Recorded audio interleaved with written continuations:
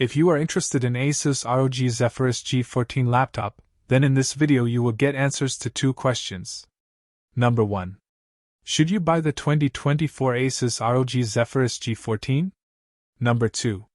How we tested the Asus ROG Zephyrus G14. So number first is, should you buy the 2024 Asus ROG Zephyrus G14? I can't remember the last time I told someone looking for a 14-inch gaming laptop not to buy an Asus ROG Zephyrus G14. This year is no different, but my recommendation comes with a slight caveat. If you're chasing frame rates and you'll be playing the latest and greatest games at ultra settings for years to come, it's worth considering the older 2023 model. You're still getting a super portable device, but as my testing has showed, more demanding titles do put that RTX 4090 GPU on show. There's a big but here though. I don't think the vast majority of players out there would benefit more from taking a step backwards like this.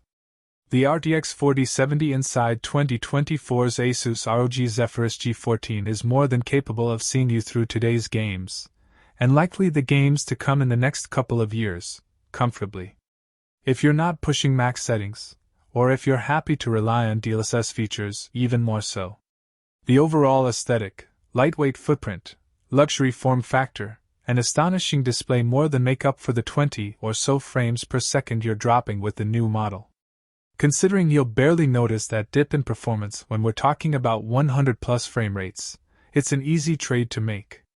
Asus is coming for Razer's lunch here, taking aim at both the gaming and creator markets with one luxury swoop.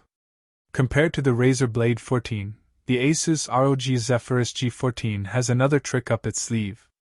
It's considerably cheaper than the luxury Razer device that pretty much performed on par with the G14 in my testing. If you're going to be solely playing in 1080p, that edge and lower resolution frame rates could sway you towards the green snake if you have the budget, but the display and QHD plus performance would always bring me right back to Asus. And number 2 is how we tested the Asus ROG Zephyrus G14. I used the Asus ROG Zephyrus G14 for 2 weeks alongside the testing of the Asus ROG Strix Scar 18 and the Acer Nitro 16.